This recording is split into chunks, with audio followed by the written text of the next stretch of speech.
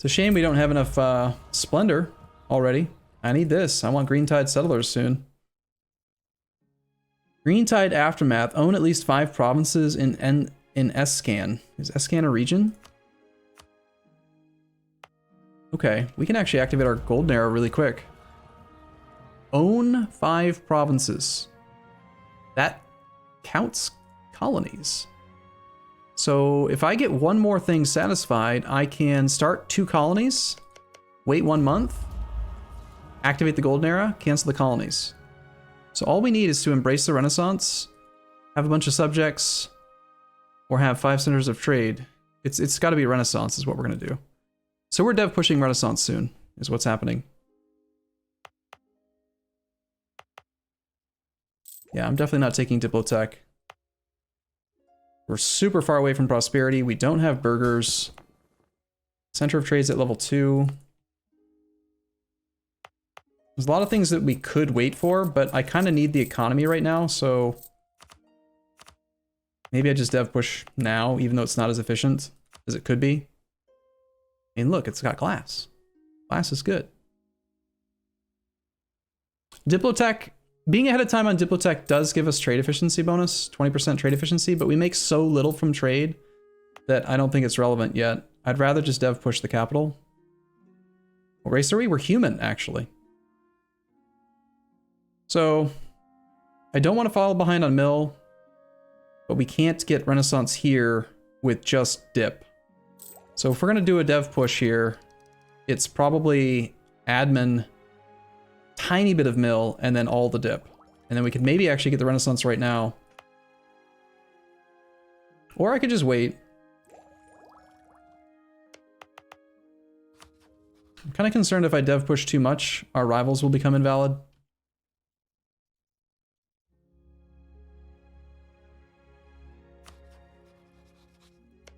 That guy's got a bunch of friends. Do you have any claims or anything? Gallant friends. More adventurers. Here, fabricate on all this stuff for me, please. Everything around the lake. Be aggressive. We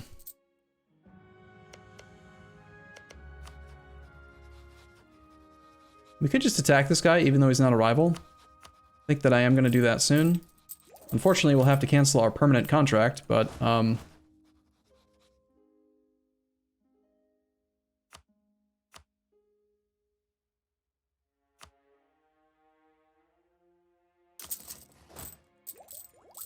be aggressive. B.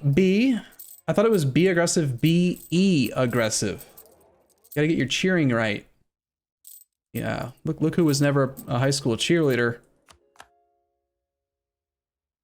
I wasn't either. I don't know what I'm talking about, but.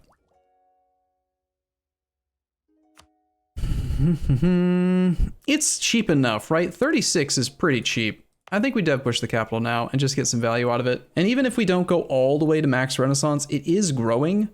So just by getting the dev to like 20, we can get it to grow by an extra 0.07. So it makes too much sense to dev push right now.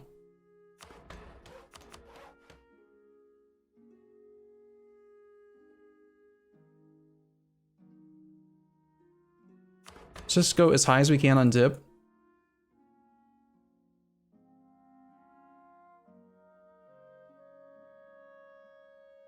And then,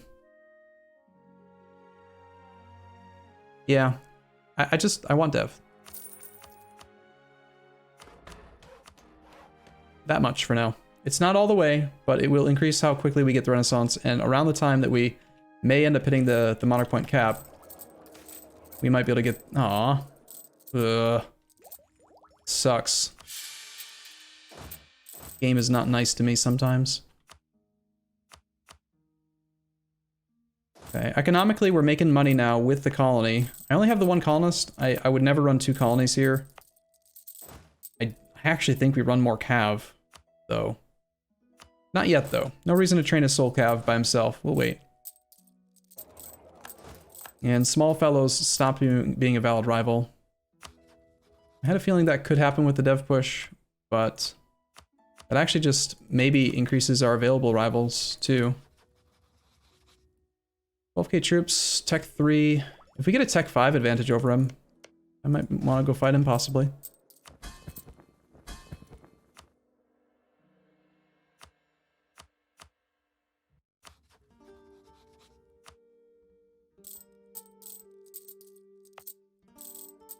You also weren't a cheerleader?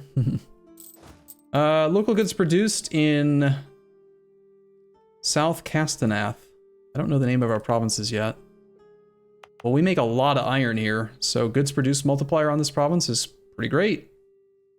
Local goods is great. Look at all that iron.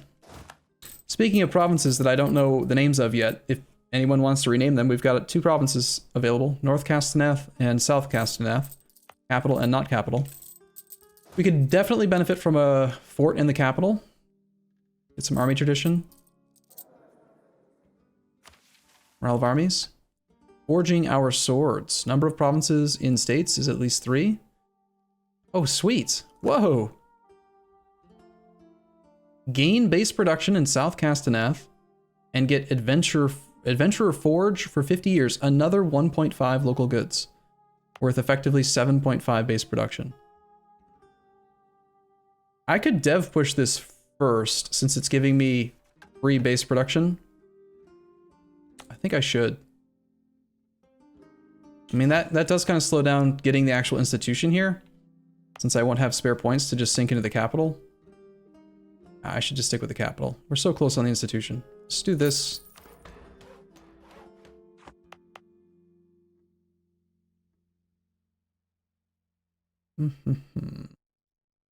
Yeah, I like iron. You like iron? We're gonna fall behind on tech, it's fine. All of the iron.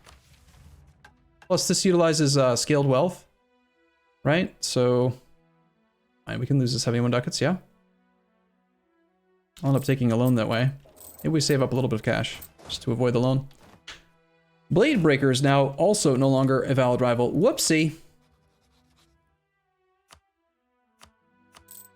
We devved our way past our rivals. Oh god, I have to rival Frozen Maw now? Game, are you crazy? I'll do it. Come get some. They like me now. I'm a little too Province Sandy, but come get some, Frozen Maw. Yeah, we don't have Crown Land. We can't do loyal burghers. We've got to form our own country, which we are actually able to do pretty soon. Admin Tech 7. Country will change to Covenblad. And then we would get Legacy of Adventurers. The event direction of our new country. That's how we stop being an adventurer. It's very similar to the Dwarven stuff. I mean, we're still an adventurer, just like they were.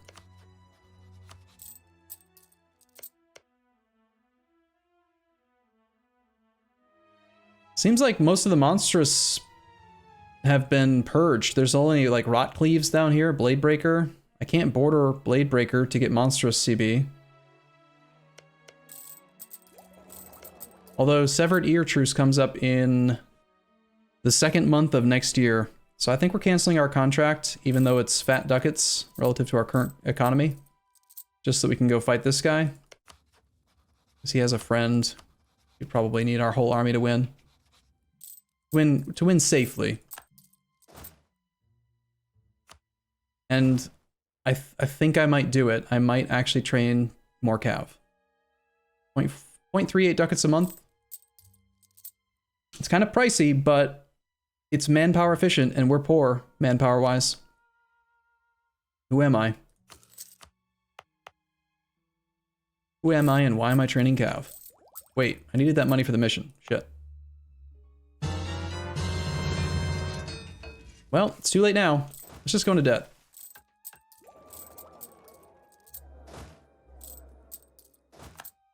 I actually think we come out ahead if I just do this. That's a lot of goods produced. I'll just do it now. Even despite the loans.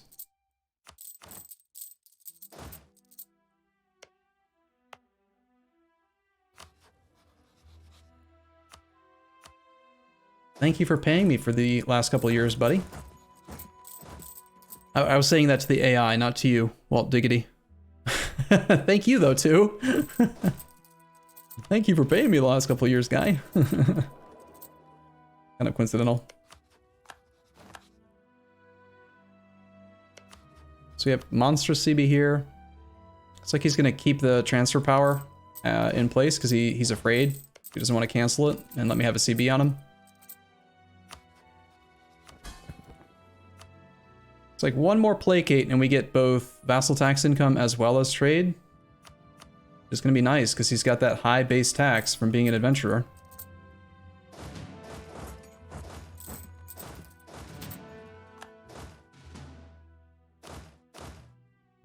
You guys are so nice! Ugh. Thank you! Oh my gosh. Dr. DJ Peanut just gifted 30 subs. Holy shit, dude. Wow, congrats to everyone who just got one from him. Thank you so much, man. What's the occasion? Just a random Saturday, or are you celebrating something, or?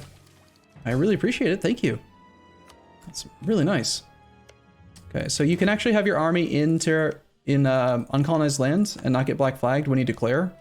So I'm getting this army out there early, just on the off chance that we can pick off this army if he's got low morale for now, for example. Yeah, found his army, it's drilling, perfect.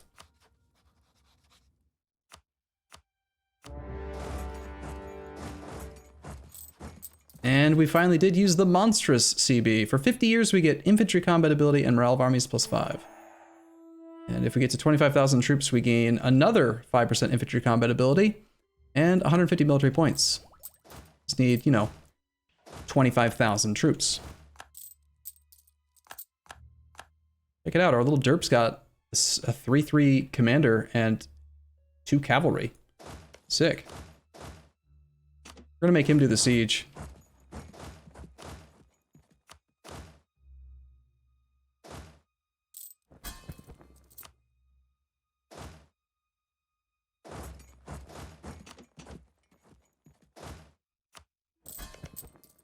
I think that was the entirety of all their forces. That was just an execution. I'm not even gonna assist. He can just do it himself. That's your job, buddy. Siege that down. I'm gonna siege this one down. Sword Covenant gets complaints about modern forts. Yet again, fort maintenance goes up. Oh no!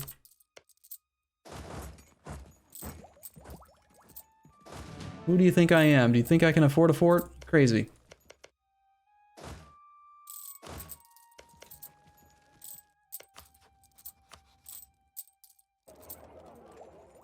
Sorry, I missed the explanation. DJ Peanut. Just a random Saturday. Nice, man. Thank you so much. Good morning. Happy Saturday to you. Playing some Anbennar Battle Mage stuff. Bookworm died. He was too young for this world. We risk an extra stab. Do we lose stab as a theocracy? Can't remember now. Monarchies always lose stab. Republics never do. Theocracies do? Question mark? Will I lose 2 stab if he dies while leading a siege? I think so. Yeah. Oh, right. Okay, that's what it is. Yeah. I remember that they were weird, but I couldn't remember how. So they don't lose stab just per dying, but they will lose 1 extra stab for monarch leading battle or leading a siege. So let's not risk the stab loss because I want to stay at least 1 for prosperity in the capital state. We're not ahead of time on tech. I don't need a general for this siege. So we'll just hold tight.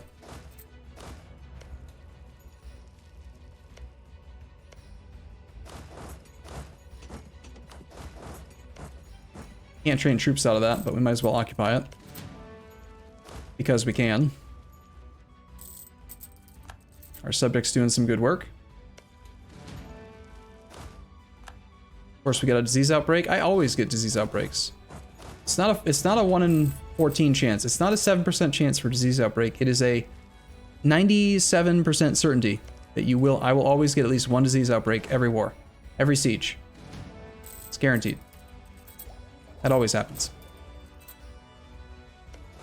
Okay, from here I think we're training up more infantry, especially knowing that we've got more infantry combat ability on the way.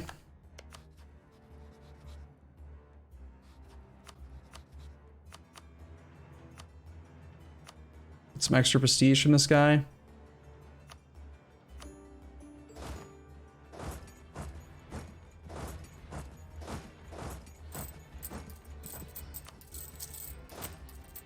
So I use the monstrous CB, which does allow us to conquer with reduced aggressive expansion, and it's no diplo points to conquer anything that he owns. But we're doing an administrative idea group. We are ahead of time in admin tech, but we've got like all of the admin ideas to still fill in. I don't really want a vassal.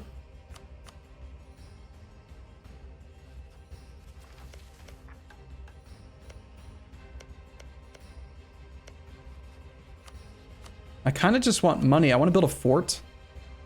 I think we leave him alive and adjacent to us. Just something small like money, war reps, just prestige. We're just farming. I don't want to pay admin points for land right now. That makes me weaker. Take it for the mission? The mission, you mean the golden era thing? I can do the golden era with colonies. I don't need to take land from him for it. Can you do the purge thing like the dwarves? Yeah, everyone can. And we already did it. We are purging. We're not doing the halfway measure. We are genociding. We're actually straight up purging the orcs. We took the diplo rep penalty this time and 2% admin efficiency instead of 1. And it's like negative 200 opinion with all people of that race hate us because we kill them. We don't like orcs. In the dwarf campaign, we went with halfway measure. Take the colony and then cancel it. I mean, he just started it. It's a Siberian frontier. It's going to take him 80 billion years to finish it anyway. And besides, him having that is good for me. Because when you're looking at how much money I can demand, it counts this 7 development, even though it's only 28 settlers. So this extra development increases the amount of money I can farm off of him. That's why we're able to demand 45 gold. So we just you know, just milk him. It's fine. Totally fine.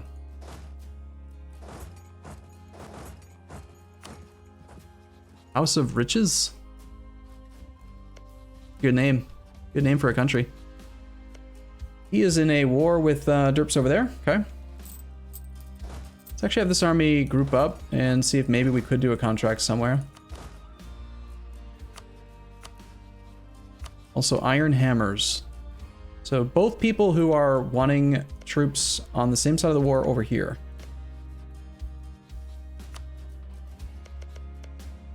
I'm not that worried about my subject being disloyal right now. He actually pays quite well, yeah. Interesting, so if you have a subject who has the adventurer government reform and he's got maxed out adventuring efficiency and it increases his yearly income, you get to collect vassal tax income on the adventuring efficiency number 2. So he's paying us a lot. Full 10% of the taxation amount. Right now I'm imagining having a whole bunch of adventurer subjects and influence ideas so that we can have tons of taxes.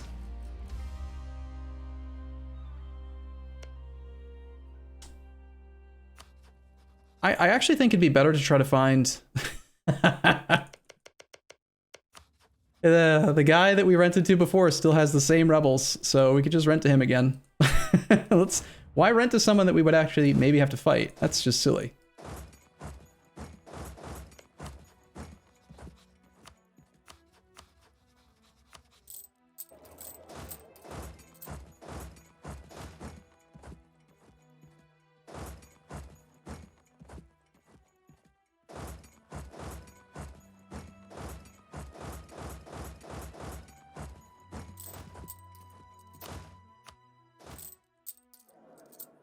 All right, can we please die? We're 48. I need to die. I actually really want Knight Captain Emil to die so we can play as Lady Yennefer, the sorceress witch lady person thing.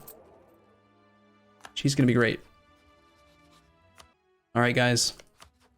I'm gonna offer you the opportunity to pay me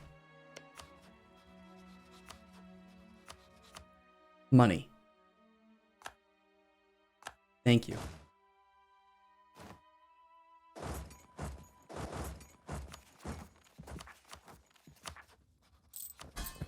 That does make our subject disloyal, but we're just kind of chain placating him. It's just one subject. We should be able to keep him under control with lots of stuff. Lots of placating. And we'll go back to drilling for a bit.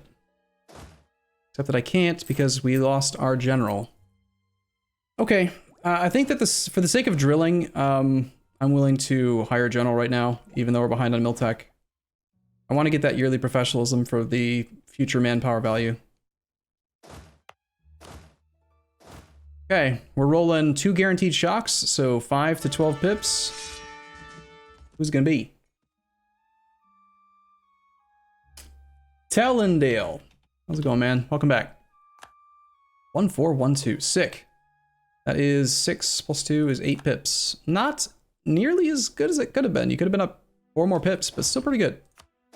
You may have paid us a lot more money if I had hired you before the contract. Okay, province rename. We've got North Battle Tower. North Castaneath to Battle Mage Tower. South Castaneath to non-mage slums. This is where we put the people that don't know how to use magic good. They need a center for kids who can't read good, for sure. Saving up for a fortress next, I think. Does having a mage tower affect anything if you're an actual character that's a mage, or is that strictly a interaction with estates? I know how it works with estates, but I actually don't know how a mage tower interacts with adventuring stuffs. Yes! It happens! Yennefer! She did it. She came into power. Okay, we obviously want to just chain powerful mage heirs. I think we should probably choose the deity before we get the heir established. We had gone with the guaranteed shock. Don't necessarily think we need that anymore. Idea cost and production efficiency would help out a lot right now to get our economy online. Extra relationship slot's not bad either. Watcher only lasts 5 seconds. Yeah. Unfortunately, we're not a dwarf, right? So she's not immortal.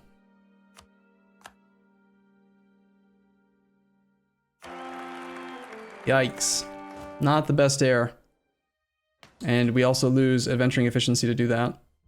And that's a great source of income for us still, so I'm going to build that back up. Okay.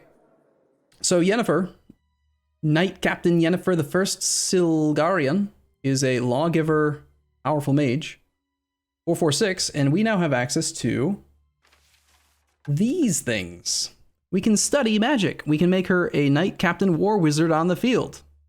The general stats of our ruler general will be greatly influenced by the military stats of Yennefer. Fortunately for us, Yennefer is a 6 military skill character, so she's like a badass. And then this is a system that I didn't know existed until last night. If you thought that magic in this mod was just estates, look at this. Abjuration, conjuration, divination, enchantment, evocation, illusion, necromancy, and transmutation. Each of these categories have 3 to 6 spells. We currently are proficient at everything. I think that I think after we study magic for the first time, we randomly will pick up some bonuses. So basically it works on a 4-tier system. Proficient is just the base level. It's gray. It doesn't mean anything actually. Proficient basically means stupid. So we need to become better. So say we get better at abjuration. There are 3 tiers that we can gain beyond our current level. We can go to talented, renowned, and then legendary. So if we get to talented, we have access to the spell ward, which then gets further improved when we hit renowned. Once we get to legendary, we can have the spell magic field. Conjuration, we've got host magnificent feast, conjure a magical fortress. Siege magic, we can summon siege elementals. We can cast thunderstorm. Scrying, lore seeker, foresight. Charm, modify memories, dominate. Greater Fireball, Earthquake, and Meteor Strike. Illusionary Marvels, Glamour, and craft a Simulacrum. We can absorb life energy from advisors, heirs, and our populace, our development. We can raise an undead army. We can pursue lichdom and try to become immortal. Yennefer probably wants to do that. It's kind of illegal though. And finally, transmutation. Plant growth, enhance ability, create a homunculus, shape change into a giant, or shape change into a dragon. So like I said, if you thought that magic was simple and it was just an estate event, you were wrong. So was I. This thing is actually pretty cool. I tested it a bit and it all just works. The event chains are great. Like it's really convenient. So, how do you guys feel about trying to make Yennefer immortal? Because she's already a 4/4/6. If we're going to make her immortal, we shouldn't make her into a battle mage though. Which sucks, because I kind of want a really good battle mage.